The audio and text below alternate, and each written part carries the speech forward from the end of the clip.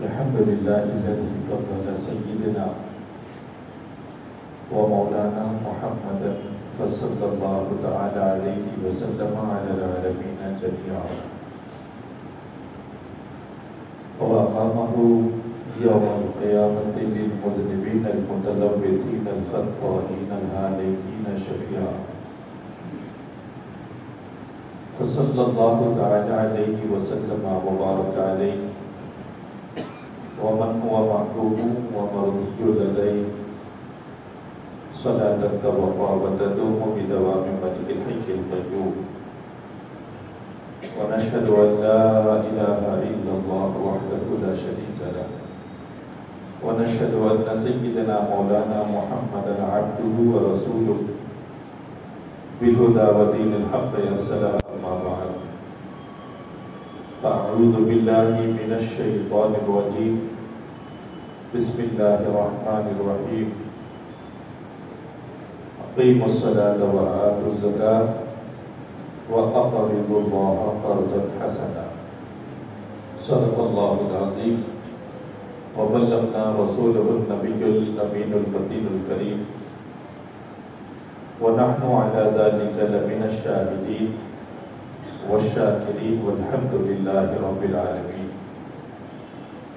آئیے ہم اور آپ مل کر کے نہایت ہی عقیدت و محبت کے ساتھ دل کی اذہان گہرائیوں سے نبی پاک جناب احمد مصطفیٰ محمد مصطفیٰ روحی فدا صلی اللہ تعالی علیہ وسلم کے دربار گہربار میں آواز بلند درود پاک پیش فرمانے اللہم صلی علی سیدنا مولانا محمد وعلی آل سیدنا مولانا محمد مبارک وسلم صلی علیہ صلاۃ و سلام علیک یا رسول اللہ صلی اللہ علیہ وسلم۔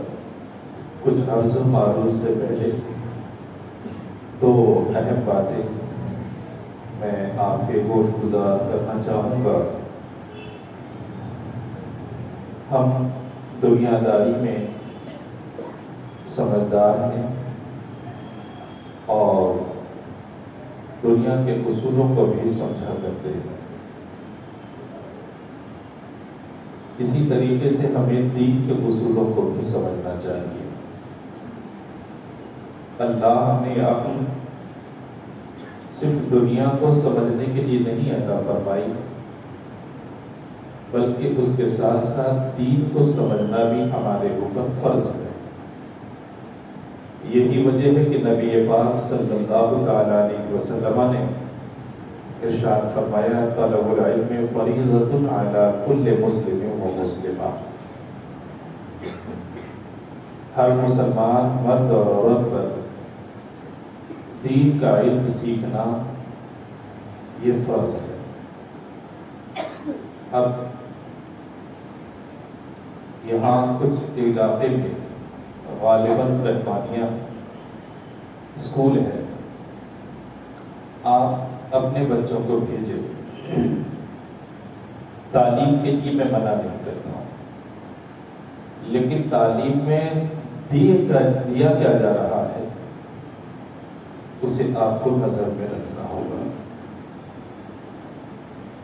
میرے پاس یہ بات آئی کہ وہیں پر ایک کتاب چلتی ہے، اردو کی ہے، جس میں یہ بات پڑھائی جاتی ہے کہ نبی پاک صلی اللہ تعالی علیہ وسلم کی ولادت 9 ربیع الاول شریف ہے، وصال 12 ربیع الاول شریف ہے، اور نبی پاک صلی اللہ تعالی علیہ وسلم کو نبوت 40 سال میں ملی۔ آپ اپنے بچوں کو بھیج تو رہے ہیں، لیکن کیا آپ نے کبھی مشورہ کرنے کی ضرورت محسوس کی کہ ہمارے بچے پڑھ کیا رہے ہیں؟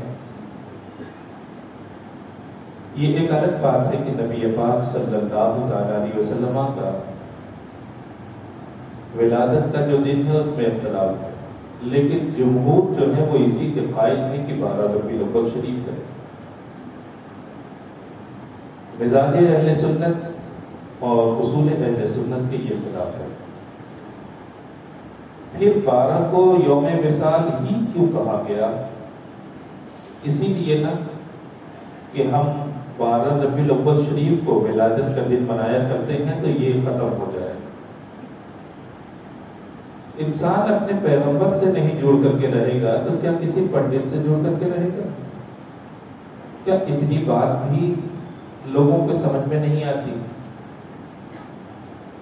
بھائی مسلمان ہے تو وہ کس سے جڑ کر کے رہے گا؟ وہ اللہ کے دین سے جڑ کر کے رہے گا، کتاب اللہ سے جڑ کر کے یعنی قرآن پاک سے، اور رسول اللہ سے ہی تو جڑ کر کے رہے گا۔ اب اس طرح کی حرکتیں ہوں گی۔ اب بنیادی عقیدہ میں آپ کو بتا دیتا ہوں، جو یہ کہے کہ پیغمبر کو نبوت 40 سال کے بعد ملتی ہے، یہ سراسر گمراہی کا عقیدہ ہے۔ قرآن پاک کی ایک آیت کا حوالہ ہے، حضرت عیسیٰ علیہ السلام کو جب حضرت مریم اپنی گود میں لے کر کے آئی، دودھ پیتے ہوئے بچے تھے، دودھ پیتے ہوئے بچے تھے، کئی سال کے نہیں تھے، ابھی ایک دن کے بھی نہیں تھے۔ ولادت ہوئی، اس کے بعد حضرت مریم لے کر کے آئے۔ قوم نے پوچھا تھا یہ کیا ہے مریم، تمہارا تو نکاح بھی نہیں ہوا اور بچے کو لے کر کے آئے۔ قرآن پاک کہتا ہے حضرت مریم نے کہا انی نذرت للرحمن صوما، میں نے روزہ رکھا ہے، اور اس زمانے میں جو روزہ رکھا جاتا تھا اس میں کھانے پینے کی بھی ممانعت تھی اور بولنے کی بھی ممانعت تھی۔ بچے کو دیکھ کر کے لوگوں نے کہا یہ کیا ہے؟ فاشارت الیہ، تو حضرت مریم نے اشارہ کر دیا اسی سے پوچھ لو، بچے سے ہی پوچھ لو۔ قالوا کیف نکلم من کان فی المہد صبیا، قرآن پاک نے کہا، لوگوں نے کہا ایک بچے سے ہم کیسے کلام کر سکتے ہیں جو ابھی دودھ پیتا بچہ ہو، گود میں ہو؟ اس طرح کے بچے سمجھ بوجھ نہیں رکھتے، تو جب سمجھ بوجھ نہیں رکھتے ہیں تو ہم ان سے کلام کیسے کریں؟ اب آؤ، جب قوم نے یہ کہا تو حضرت عیسیٰ علیہ السلام نے حضرت مریم کی گود سے پکار کر کے کہا تھا قال انی عبد اللہ۔ لوگ سن لو، تم یہ سوچ رہے ہو کہ ہم بول نہیں سکتے، میرا رب چاہے گا تو گود کا بچہ بھی بولتا ہوا نظر آئے گا۔ ارشاد فرمایا انی عبد اللہ، میں اللہ کا بندہ ہوں۔ پہلے اپنے بندے ہونے کا اقرار کیا، اس کے بعد آپ نے ارشاد فرمایا آتانی الکتاب وجعلنی نبیا، اللہ نے مجھے کتاب بھی عطا فرمائی اور مجھے نبی بھی بنایا۔ یہ کون سی عمر میں کہہ رہے ہیں؟ کہا ابھی تو دودھ پینے کی عمر ہے۔ دنیا کی ہر کتاب غلط ہو سکتی ہے، لیکن آپ بتاؤ قرآن پاک کبھی غلط ہو سکتا ہے؟ حضرت عیسیٰ علیہ السلام کو خود آپ نے بناؤ وجعلنی نبی، مولا نے مجھے نبی بنا کر کے بھیجا۔ تو بات سمجھ میں آتی ہے، پیغمبر جب دنیا میں آتا ہے تو نبی بن کر کے ہی آتا ہے۔ رہا یہ کہ اعلان کہا وہ 40 سال کے بعد ہوا کرتا ہے، وہ 40 سال کے بعد۔ تو بنیادی طور پر میں یہ کہوں گا کہ اعلان نبوت 40 سال کے بعد ہوا تھا، نبوت 40 سال میں نہیں ملی تھی، نبوت تو بہت پہلے مل چکی تھی۔ اب نبی پاک صلی اللہ تعالی علیہ وسلم کی حدیث مبارکہ سنو۔ سرکار سے حضرت جابر بن عبداللہ رضی اللہ تعالی عنہ پوچھا اے اللہ کے پیغمبر، اللہ نے آپ کو نبی کو بنایا، سرکار فرماتے ہیں کنت نبی و آدم بین الماء والطین۔ سرکار نے فرمایا جب آدم کا پتلا بھی نہیں بنایا گیا تھا، آدم ابھی تیار بھی نہیں ہوئے تھے، اللہ نے اس وقت بھی مجھے نبی بنا دیا تھا۔ تو یہ چیزیں غلط پڑھائی جا رہی ہیں، اس پر آپ کو نظر رکھنی ہوگی۔ تعلیم کے خلاف نہیں ہو، لیکن غلط تعلیم کے خلاف ضرور ہو، غلط تعلیم کے خلاف ضرور ہو۔ اسی طرح بہت مشہور ہے اس شہر کا ایک ٹور والا، بیت اللہ ٹور کہتے ہیں اسے، نام لے کے اس لیے بول رہا ہوں تاکہ آپ بھی آگاہ رہیں۔ آپ حج کرنے جاتے ہیں، آپ عمرہ کرنے جاتے ہیں، آپ کی ذمہ داری نہیں ہے کہ ہم صحیح طور پر عمرہ کریں، صحیح طور پر حج کریں، اور جو صحیح عقائد لے کر کے گئے ہیں وہی صحیح عقائد لے کر کے آئے۔ ان حضرات کا عالم کیا ہے؟ یوٹیوب پہ کلپ گھوم رہی ہے ان حضرات، یہ لوگ وہاں جا کر کے عمرہ ہوتا ہے، طواف کعبہ ہوتا ہے، سعی ہوتی ہے، احرام بھی بنوایا جاتا ہے، سب کچھ ہوتا ہے، لیکن اس کے درمیان میں تعلیم کیا دیتے ہیں؟ آراء سے مراسم میں اہل سنت، اس کے خلاف ہی تو وہی سمجھاتے ہیں۔ ایک دو نہیں، سینکڑوں کی تعداد میں وہ یہ چیزیں پھیلایا کرتے ہیں اور کہتے ہیں کہ دیکھ لو عرب میں یہ چیزیں ہو رہی ہیں، یہ چیزیں ہو رہی ہیں۔ اب آدمی یہ سمجھتا ہے کہ پوری دنیا کا مرکز ہے، وہاں پہ نہیں ہو رہا تھا، کہیں بھی نہیں۔ ایک بات یاد رکھنا، پیغمبر اسلام صلی اللہ تعالی علیہ وسلم نے حجۃ الوداع جب آپ نے آخری خطبہ ارشاد فرمایا تھا، آپ نے یہ نہیں فرمایا تھا کہ عرب کے لوگوں کو دیکھنا، خانہ کعبہ کو دیکھنا، نہ، آپ نے اپنے آخری خطبے میں ارشاد فرمایا تھا، آپ نے انصاف کی تعلیم دی، ارشاد فرمایا کسی عربی کو عجمی پر کوئی فضیلت نہیں، امیر کو غریب پر کوئی فضیلت نہیں، مرد کو عورت پر دنیا کے اعتبار سے دیکھا جائے تو کوئی فضیلت نہیں۔ کہاں فضیلت والا؟ ارشاد فرمایا ان اکرمکم عند اللہ اتقاکم، تمہارے درمیان میں سب سے اچھا، سب سے بہتر قوم جو اللہ کی زیادہ خشیت رکھے، اللہ کا خوف رکھے۔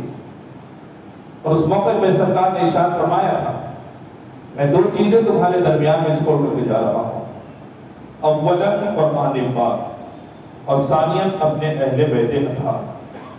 اب سرکار نے یہ تھوڑی نہ فرمایا کہ خانہ کعبہ کو دیکھو، اگر کل کو خانہ کعبہ میں نماز نہ ہو تو کیا اسلام اجڑ جائے گا؟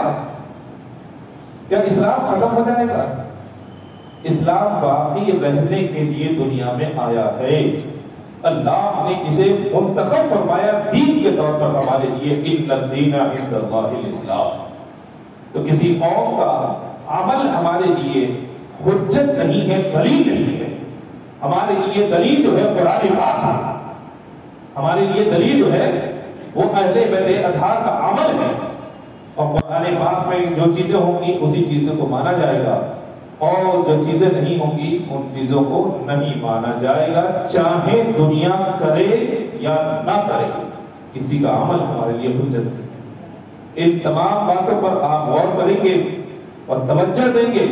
لوگ کہتے ہیں کہ حضرت ہم عمرہ ہی تو کرنے جا رہے ہیں، عمرہ تو کرنے کے لیے جا رہے ہو، لیکن لے کر کے کیا آ رہے ہو؟ کیا اللہ رب العزت نے نہ فرمایا یا ایھا الذین آمنوا اتقوا اللہ، اے ایمان والو اللہ سے ڈرو، وکونوا مع الصادقین، اور صادقین کے ساتھ رہو۔ صادقین کے آخر قرآن پاک نے کیوں کہا کہ اچھوں کے ساتھ رہو؟ کیوں کہا اچھوں کے ساتھ؟ اللہ سے ڈرتے رہنا کافی نہ تھا؟ اللہ سے ڈرتے رہنا کافی نہ تھا؟ کافی تھا، لیکن اس ڈرنے کے لیے بھی اچھوں کی صحبت ضروری ہوا کرتی ہے، اس ڈرنے کے لیے بھی اچھوں کی صحبت ضروری ہوا کرتی ہے۔ یہ صحیح ہے کہ آپ حج کے لیے جاتے ہیں، آپ عمرہ کرنے کے لیے جاتے ہیں، آپ طواف کعبہ اور سعی اور اس طرح کے ارکان کو کیا کرتے ہیں، لیکن ایک بات بتاؤ، ان کی صحبتوں میں تمہیں کیا پڑھا کر کے بھیجا ہے؟ کیا آپ کو بتا کر کے بھیجا؟ نتیجہ یہ ہوا کہ آنے کے بعد آپ بھی یہی کہتے ہیں کہ اقامت میں پہلے کھڑے ہو جانا چاہیے، درود پاک نہیں پڑھنا چاہیے۔ کیا ایک جگہ کی قوم اگر نہ کرے تو وہی اسلام ہو جایا کرتا ہے؟ اسلام کی بنیاد قرآن پاک پر ہے۔ میں یہ کہہ رہا ہوں کہ اگر یہ چیزیں غلط ہیں تو تم بتاؤ نا کہاں ہے قرآن پاک میں، تم دکھاؤ قرآن پاک میں کہاں ہے۔ اگر قرآن پاک میں نہیں ہے تو ظاہر سی بات ہے کہ وہ چیز ہمارے لیے حجت نہیں۔ تو اب بتانے کا مطلب یہ ہے کہ آپ اپنے عمرے کو تو کر لیں گے، حج بھی کر لیں گے، لیکن آپ سوچیں کیا بن کر کے گئے تھے اور کیا بن کر کے آ رہے ہیں۔ تو ان کے بہت سارے شواہد ہیں، اللہ ہم سب کی حفاظت فرمائے۔ میں نے گزشتہ جمعہ جس آیت کریمہ کو پڑھا تھا وہ قرض سے متعلق تھی، اب اس سلسلے میں کچھ باتیں میں آپ سے عرض کر دیتا ہوں۔ قرض میں نے عرض کیا تھا لینا بھی رحمت ہے، دینا بھی رحمت ہے، اور قرض ایک صورت میں لینا بھی زحمت ہے اور دینا بھی زحمت ہے۔ کہا لینا کیوں؟ رحمت فرمایا رسول پاک کی سنت مبارکہ ہے، رسول پاک صلی اللہ تعالی علیہ وسلم کی یہ سنت مبارکہ ہے۔ حضرت میمونہ رضی اللہ تعالی عنہ سرکار کی زوجہ محترمہ ہے نا، نبی پاک صلی اللہ تعالی علیہ وسلم کے وصال مبارکہ کے بعد آپ کے خاندان والوں نے کفالت کیا، خاندان والوں نے کفالت کی، اور جتنی ضرورت کی وہ ضرورتیں سب خاندان والوں نے پورا کر دیا۔ اور لیکن حضرت میمونہ رضی اللہ تعالی عنہ پھر بھی اپنے پڑوسی سے کچھ نہ کچھ قرض لے لیا کرتے تھے۔ قرض کا یہی مطلب نہیں ہے جو آپ سمجھتے ہیں کہ قرض میں پیسہ ہی مانگا جائے تبھی قرض ہوا، نہیں جناب۔ قرض میں نمک بھی ہے، قرض میں آٹا بھی ہے، قرض میں چاول بھی ہے، قرض میں تیل بھی ہے، قرض میں سب کچھ آ جایا کرتا ہے، قرض میں سب کچھ آ جایا کرتا ہے۔ عموماً یہ بات دیکھی گئی ہے نا، جہاں پہ مسلمانوں کی آبادی ہوا کرتی ہے وہاں گھروں کا آپس میں لینا دینا یہ چلتا رہتا ہے۔ کبھی آپ کے یہاں آلو ٹماٹر نہیں ہے، کہنے کو معمولی چیزیں ہیں، کہنے کو معمولی چیزیں ہیں، لیکن حقیقت میں دیکھو اسلام کے ہر حکم میں اللہ نے کروڑہا حکمتیں رکھی ہیں، کروڑہا حکمتیں رکھی ہیں۔ اب دیکھو حضرت میمونہ رضی اللہ تعالی عنہ سے ان کے خاندان والوں نے منع کیا، کہا آپ کی ضرورتیں تو ہم پوری کر دیتے ہیں نا، آپ کی ضرورتیں تو ہم پوری کر دیتے ہیں، پھر آپ اپنے محلے والے اگر بغل والوں سے کیوں لیا کرتی ہیں؟ آپ مسکرائی، ارشاد فرمایا اپنے لیے نہیں لیا کرتی، یہ تو سرکار کی سنت مبارکہ ہے، اس پر عمل کرنے کے لیے لیا کرتی ہے، یہ سرکار کی سنت مبارکہ ہے، میں عمل کرنے کے لیے لیا کرتی ہوں۔ دیکھو ایک اللہ والی تھی، وہ ایسے ہی گھر کے بغل سے کبھی نمک لے لینا، کبھی کھانے پینے کی چیزیں لے لینا، کبھی آٹا لے لینا، یہ ساری چیزیں کیا کرتے تھے۔ اب ان کے پاس جب مال آیا تو ان کے بیٹے نے خوش ہو کر کے کہا کہ والدہ اب آپ بے نیاز ہیں، اب تو آپ اللہ نے سب کچھ دے دیا، اب کسی کے سامنے ہاتھ پھیلانے کی ضرورت نہیں ہے، ہاتھ پھیلانے کی کسی کے سامنے ضرورت نہیں ہے۔ اللہ کو اوپر دیکھا یہ گیا کہ بیٹے نے صبح کہا، شام کو والدہ پھر پہنچ گئی دوسرے کے دروازے پر اور کچھ طلب کیا اور لے کر کے آ گئی۔ بیٹے نے بڑے غصے میں کہا تھا آپ پھر بھی جا رہی ہیں، آپ کے پاس کس چیز کی میں نے کمی چھوڑی ہے؟ آپ کی والدہ نے بتایا کہ بیٹا میں اپنے لیے نہیں جا رہی ہوں، میں ان کے لیے جا رہی ہوں، آج اللہ نے ہماری حاجتیں پوری کر دی ہیں، اب میں ان کے دروازے پر نہیں جاؤں گی، کل کو ان کے دل میں یہ احساس ہوگا کہ اب جو پہلے جیسی میل محبت ہے وہ نہ رہی، تو اب میں نہیں جا رہی ہوں، تو ان کے دل میں بھی یہ بات ہوگی کہ وہ کبھی ہمارے دروازے پر بھی نہ آئے، وہ کبھی ہمارے دروازے پر بھی نہ آئے۔ اب جب وہ ہمارے دروازے پہ نہ آئے گی، ہم اس کے دروازے پر نہیں جائیں گے، تو یہ محبت کا معاملہ بڑھے گا کیسے؟ ایک انسان دوسرے انسان کے دروازے پر جب حاضر کیا کرتا ہے تو صرف مانگنے کے لیے نہیں دیا کرتا، خیر خیریت بھی پوچھ لیا کرتا ہے۔ ایک انسان دوسرے انسان کے دروازے پر جب جایا کرتا ہے تو طلب کیا کرتا ہے، کم سے کم اتنا تو پوچھے گا آپ کیسے ہیں، آپ کے اہل خانہ کیسے ہیں، اگر بیمار تھا تو یہ بھی تو پوچھے گا کہ تمہاری طبیعت کیسے ہے۔ دیکھو سرکار نے قرضے میں ڈوبنے کے لیے یہ نہیں فرمایا تھا کہ قرضہ لو، بلکہ سرکار نے قرضے کے ذریعے سے اپنے پڑوسی کے حالات معلوم کرنے کے طور پر ارشاد فرمایا کہ قرضہ لیا کرو، قرضہ لینے والے پر اللہ کی رحمتیں ہوا کرتی ہیں اور دینے والے پر بھی اللہ کی رحمتیں ہوا کرتی ہیں۔ اب ایک تو آدمی قرضہ لے رہا ہے، لیکن آپ سوچو اس قرضے کے بہانے میں ہمدردی کتنی ہے، ایک دوسرے کا خیال کتنا رکھا جا رہا ہے، حقوق کو کتنا نظر میں رکھا جا رہا ہے، اور اور ایک دوسرے کے معاملات میں کتنا دخل دیا جا رہا ہے، یہ ساری باتیں ایک میں آ جایا کرتی ہیں. لیکن یہ ان لوگوں کے لیے ہے جو اچھائی کی نیت سے قرضہ لیں. یہ ان لوگوں کے لیے ہے جو اچھائی کی نیت سے قرضہ لیں. آج کا تصور، میں یہ بات عموماً کہا کرتا ہوں، انسان سانس سے کم لے رہا ہے، جھوٹ جاتا ہوں، دھوکے میں تو ہو.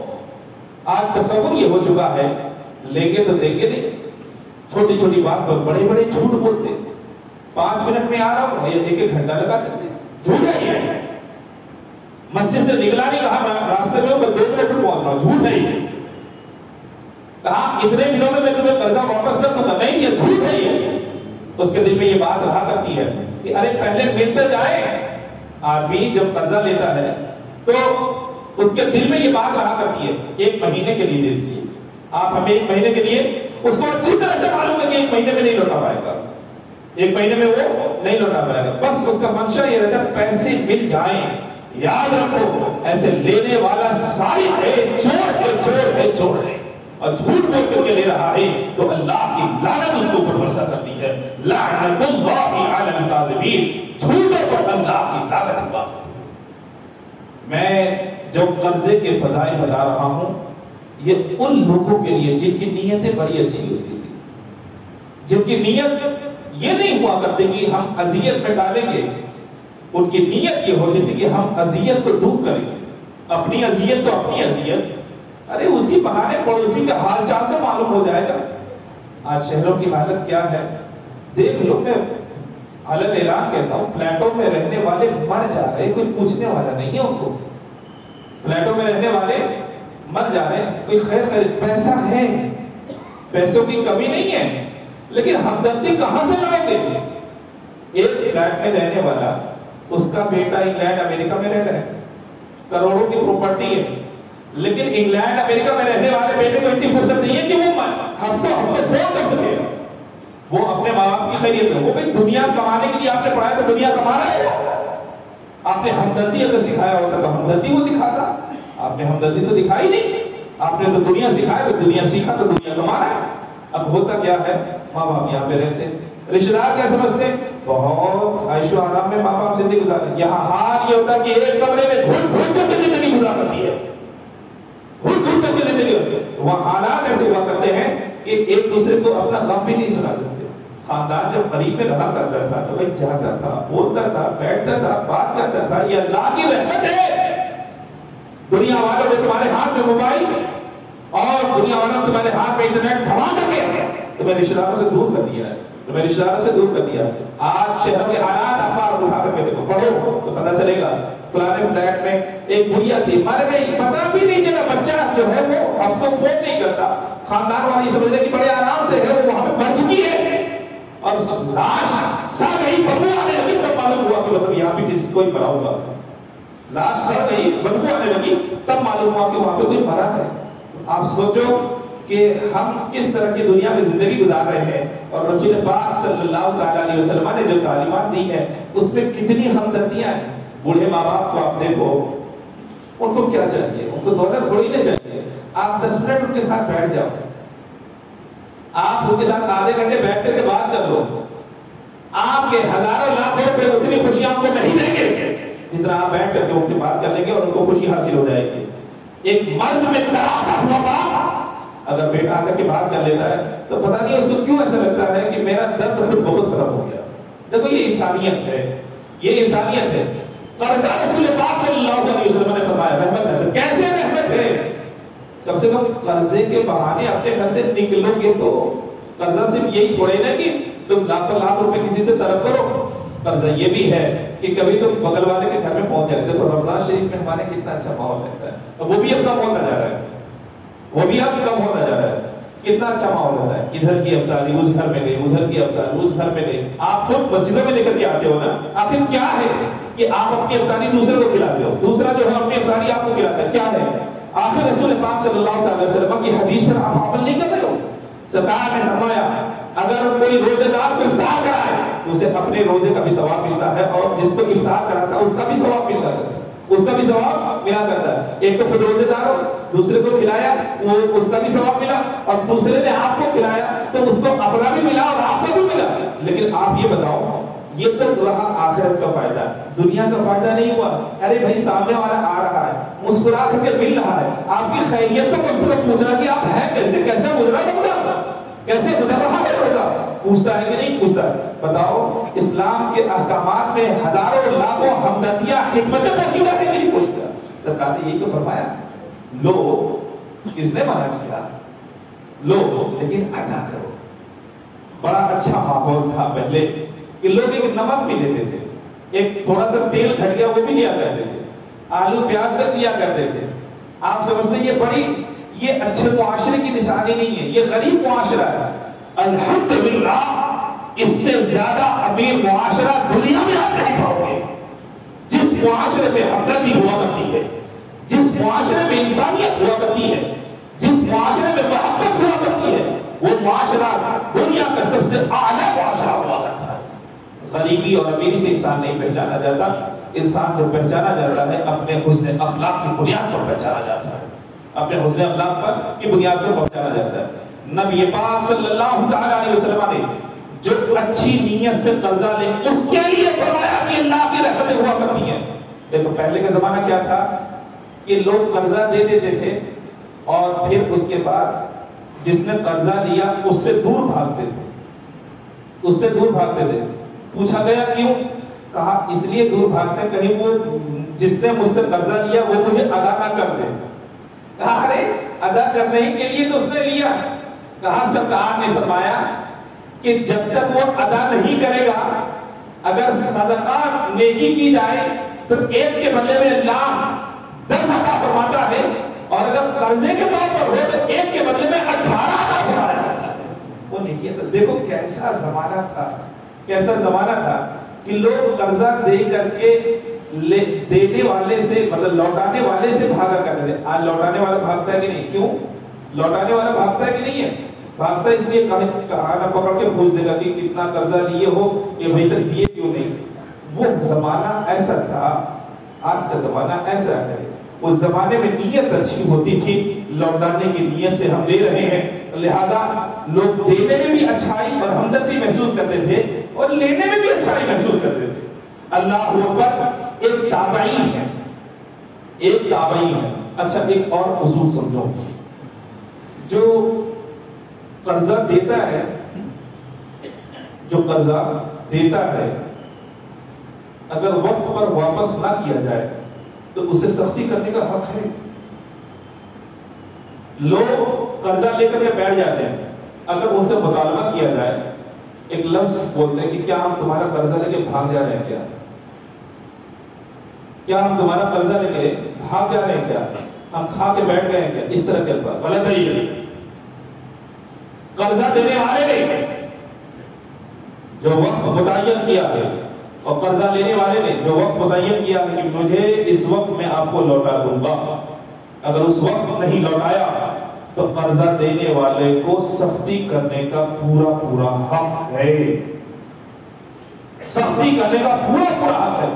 اب لینے والے کا یہ حق نہیں ہے کہ وہ بولے کہ تمہارا قرضہ ہم لے کر کے بھاگ جائیں گے. کیا آپ کون ہوتے ہیں جو آپ نے وعدہ کیا پہلے وہ پورا کرو، بعد میں اس طرح کی گفتگو کرنا؟ پہلے جو وعدہ کیا اسے پورا کرو. کہا تھا نا 1 مہینے میں دینے کے لیے، 15 دن میں دینے کے لیے، 1 دن میں دینے کے لیے، تو پہلے دو.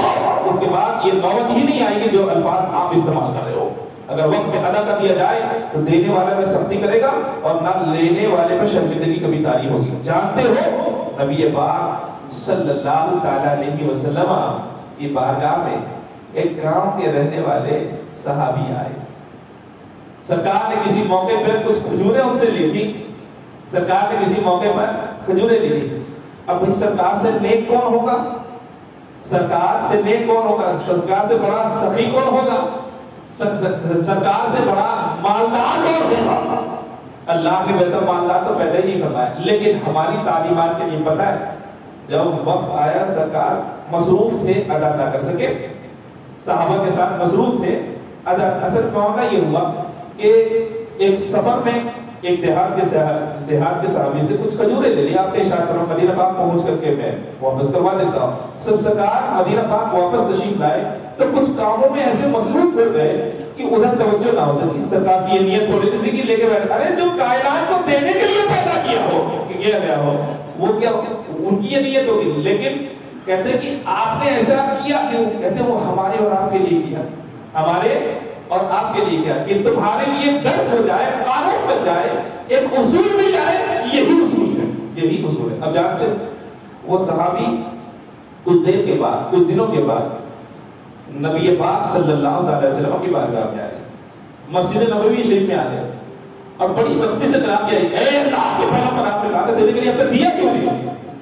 اے اللہ کے پیغمبر آپ نے دینے کے لیے کہا تھا، دیا کیوں نہیں؟ لفظ دیا کیوں نہیں جب صحابہ رسول تک کھڑے ہو گئے، کہا تم کو نہیں معلوم سرکار سے ایسے بات کی جاتی ہے، سرکار سے ایسے پیغمبر سے ایسے بات کی جاتی ہے؟ اللہ اکبر۔ سرکار کھڑے ہو گئے، سرکار کھڑے ہو گئے، مسکرایا، ارشاد فرمایا میرے صحابہ بیٹھ جاؤ، اس نے جو مطالبہ کیا ہے وہ صحیح مطالبہ کیا ہے، اس نے جو سوچو سرکار کے جیسا واللہ العظیم کوئی امیر نہیں ہو سکتا، سرکار کے جیسا کوئی عظیم نہیں ہو سکتا، سرکار سے بڑھ کر کے اللہ نے اپنی بات کس کو مقام مطلع فرمایا۔ بتاؤ وہ سرکار ہی تو ہے، وہ سرکار ہی تو ہے، لیکن کیا ارشاد فرمایا؟ فرماتے ہیں کہ صحابہ ان کو برا بھلا مطلب مت بولو، انہوں نے جو مطالبہ کیا ہے بالکل صحیح کیا ہے، میں نہیں کہا تھا پہنچانے کے لیے نہیں پہنچا پایا۔ سرکار سے صحابہ نے عرض کیا اللہ کے پیغمبر وہ نرمی سے بھی تو مطالبہ کر سکتے تھے، نرمی سے بھی تو مطالبہ کر سکتے تھے۔ سرکار نے فرمایا تو ایک قرض دینے والے کو اللہ نے یہ حق دیا ہے، وہ چاہے تو سختی سے پیش آئے، وہ چاہے تو سختی سے پیش آئے۔ اللہ کے رسول صلی اللہ علیہ وسلم نے ارشاد فرمایا، اب جانتے ہو اس کے بعد آپ نے سرکار نے ایک ایسا تاریخ ساز جملہ ارشاد فرمایا اور ارشاد فرمایا میرے صحابہ تمہیں میری طرفداری میں نہیں بات کرنا چاہیے بلکہ ان صحابی کی طرفداری میں بات کرنا چاہیے۔ کمال ہے، کمال ہے، سرکار کی اگر مخالفت بھی ہو رہی ہو تو سرکار دین کی حمایت کو اسے بھی قبول فرمائے اور ارشاد فرماتے ہیں اے میرے صحابہ تمہیں میرا نہیں اس کا ساتھ دینا چاہیے، اس کا ساتھ دینا چاہیے، اس کی طرف سے کھڑے ہو۔ اللہ کے رسول صلی اللہ علیہ وسلم سے صحابہ نے عرض کیا اے اللہ کے پیغمبر اس میں حکمت کیا؟ ارشاد فرمایا کہ وہ اپنا حق لینے کے لیے آیا، وہ ظالم نہیں ہے، وہ ظالم نہیں ہے، وہ مظلوم ہے، تو مظلوم کے ساتھ کھڑا ہونا سیکھو، مظلوم کے ساتھ کھڑا ہونا سیکھو، اگرچہ وہ قوم کا کمزور ترین انسان ہی کیوں نہ ہو، حق بولو، حق کے ساتھ رہو اور مظلوموں کے ساتھ ہمیشہ کھڑے رہو۔ یہ کس نے کہا؟ یہ نبی پاک صلی اللہ علیہ وسلم کی تعلیمات ہیں۔ لوگ سمجھ رہے ہیں کہ چند لوگ مرتد ہو گئے تو اسلام ختم ہو جائے گا، بخدا یہ اسلام ختم ہونے کے لیے پیدا ہی نہیں کیا گیا، ان کی تعلیمات اتنی اعلیٰ ہے یہ پھیلے گا پھیلے گا اور یقیناً پھیلتا ہی جائے گا، یقیناً پھیلتا ہی جائے گا۔ جس کے قلب میں اتنی حکمتیں ہوں تو آپ سوچو اس کے دوسرے اصول میں اللہ نے کتنی حکمتیں رکھی ہوں، اللہ نے اس کے اصول میں کتنی حکمتیں رکھی ہوں۔ اب سنو، قرضہ جب لیا تو لوٹانا بھی اسی وقت میں واجب ہے، لوٹانا بھی اسی وقت میں واجب ہے۔ اگر مر گیا اور لوٹانے کے لیے ترکہ نہ چھوڑا، اللہ کے حبیب فرماتے ہیں کل قیامت میں اس کا شمار چوروں کے ساتھ کیا جائے گا، اس کا حشر چوروں کے ساتھ ہوگا۔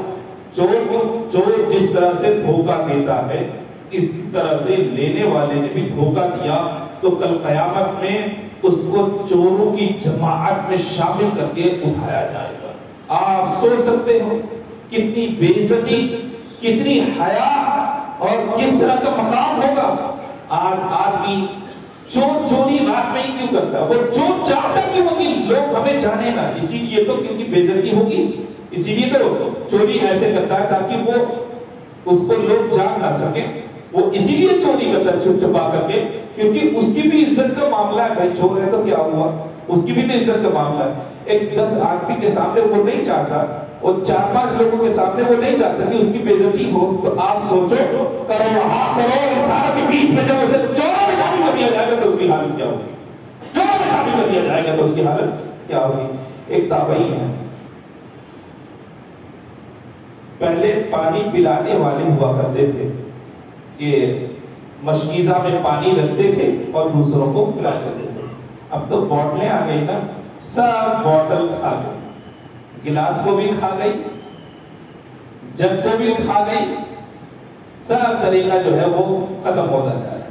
پہلے زمانے میں لوگ مشکیزہ چمڑے کے تھیلے میں پانی رکھتے تھے اور دوسرے کو گلاس میں پلایا کرتے تھے. اب وہ جو تابعی تھے ان کو ایک پانی پلانے والا ایسا تھا جو ہر روز دوپہر میں حضرت کو نماز ظہر کے بعد پانی پلاتا تھا. مہینے میں 1 درہم اس کی قیمت تھی. مہینے میں 1 درہم اس کی قیمت تھی. اتفاق یہ ہوا کہ مہینے کے آخری میں تابعی کا انتقال ہو گیا. مہینے کے آخری میں تابعی کا انتقال ہو گیا. آپ جانتے ہیں, یاد رکھیں, تابعی کہتے ہیں کس کو, جنہوں نے صحابہ کو دیکھا وہ بھی حالت اسلام میں, حالت اسلام میں. صحابی کہا جنہوں نے رسول اللہ کو دیکھا وہ بھی حالت اسلام میں, اور ان کا حالت اسلام میں انتقال بھی ہوا. تابعی بھی انہیں کو کہتے ہیں جنہوں نے صحابہ کو دیکھا اور اسلام کی حالت میں رہے اور اسی اسلام پر ان کا انتقال بھی ہوا. کہتے ہیں ان کا انتقال ہو گیا. اب دوسرے شخص کے خواب میں تشریف لائے, ارشاد فرمایا میرا قرضہ ہے. عرض کیا حضور کس پر؟ کہا کہ پانی پلانے والے پر. عرض کے کتنا؟ کہا کہ 1 درہم. کہا کہاں سے ادا کروں؟ ارشاد فرمایا میرے گھر کے فلاں طاق میں میں نے اس کا پیسہ رکھا ہے, دے نہ سکا. میں نے اس کا پیسہ رکھا ہے اور دے نہ سکا. اللہ اکبر. وہ کہتے ہیں کہ یہ تو خواب ہی تو تھا, یہ خواب ہی تو تھا. خواب پر کس حد تک اعتماد, کہا پہلے پانی پلانے والے کے پاس گئے اور کہا کیا تم فلانے آدمی کو پانی پلاتے تھے؟ کہا ہاں میں پلاتا تو تھا لیکن گزشتہ مہینے سے وہ نظر نہیں آ رہے. کہا گزشتہ مہینے جو تم نے پلایا کیا تمہیں پیسہ ملا؟ کہا نہیں حضور اسی لیے تو آج بھی ان کو ڈھونڈ رہا ہوں, آج بھی تو اسی لیے ان کو ڈھونڈ رہا ہوں, نہیں مل پاتے تب میں کیا کروں پیسہ. کہا کتنا؟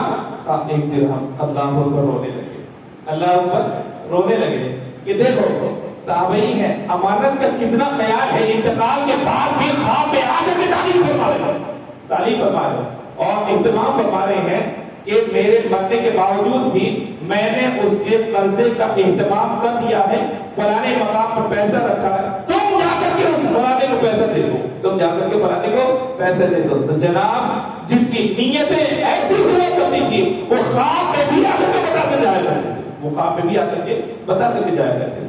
تو اس نیت سے قرضہ لینا دینا یہ درست ہوگا. اور اگر قرضہ لے کر کے نہ ادا کرنے کی نیت ہو تو ایسا شخص تو ظالم ہے, ظالم ہے, ظالم ہے. اللہ تبارک و تعالیٰ ایسے شخص کے ساتھ ہوا کرتا ہے, اس کی خاص رحمتیں اس کے ساتھ ہوا کرتی ہیں جس کی نیت یہ ہوا کرتی ہے کہ ہم رسول اللہ صلی اللہ علیہ وسلم کے حکم پر عمل کریں, آپ کے اسوے پر عمل کریں. میں نے ابھی بتایا حضرت میمونہ رضی اللہ تعالی عنہا کے بارے میں, قرض لینے کی حاجت نہ تھی لیکن وہ ہمدردی کا رشتہ قائم رہ جائے, رسول اللہ کی سنت پر عمل ہوتے رہے, اس کے لیے قرض لیا کرتے تھے.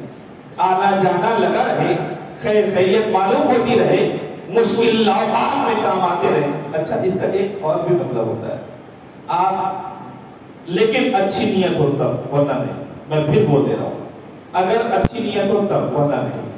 میں ان کے پاس ان کے گھر میں بار بار جاؤں اور بار بار کچھ نہ کچھ مانگ کر کے, چھوٹی بڑی چیزیں مانگ کر کے لایا کرتا ہوں اور ادا کر دیتا ہوں وقت پر. تو ان کے دل میں بھی تو یہ بات آئے گی کہ میں بھی کبھی ان کے گھر پہ جاؤں, میں بھی ان کے گھر پہ جاؤں, یہ اپنی ضرورتیں میرے گھر سے پوری کرتے ہیں تو ان کے گھر میں بھی تو کبھی ضرورت ہوگی تو وہ بھی تو میرے گھر میں آئیں گے. خدا نخواستہ اگر کبھی میں بیمار پڑا رہا, اٹھ نہیں سکتا, چل نہیں سکتا, مانگنے کے بہانے آئیں گے, تبھی تک تیمارداری کریں گے, تبھی تک تیمارداری کریں گے. تو آپ سمجھ سکتے ہیں کہنے کو تو قرضہ ہے لیکن اللہ کی ہزارہ حکمتیں اس کے اندر پوشیدہ ہوا. اسی لیے تو قرآن پاک نے فرمایا وَأَقْرِضُوا اللَّهَ قَرْضًا حَسَنًا, آپ اللہ کو قرض حسن, اللہ کو کیا کوئی دے گا بھائی, اللہ تو ذات مطلق دینے والی ذات ہے، لینے والی کو پہنچا پائے گا، لیکن اللہ نے ایسا کیوں ارشاد فرمایا؟ اسی لیے ارشاد فرمایا کہ وہ مال جو اللہ کی راہ میں خرچ کیا جاتا ہے حقیقت میں وہی محفوظ ہوا کرتا ہے، اور جو گھر میں محفوظ کر کے رکھا جاتا ہے وہ محفوظ نہیں ہوا کرتا۔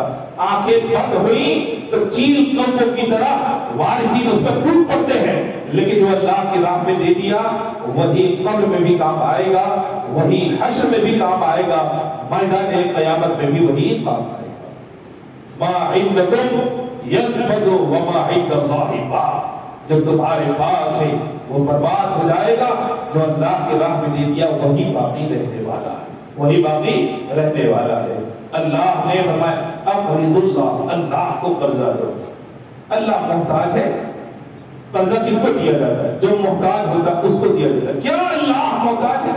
رب نے تو اپنے بارے میں ارشاد فرمایا اللہ غنی وانتم الفقراء، کہ اللہ غنی ہے، بے نیاز ہے، تم اس کا محتاج ہو، وہ تمہارا محتاج تھوڑی ہے، تو تمہارا محتاج تھوڑی ہے۔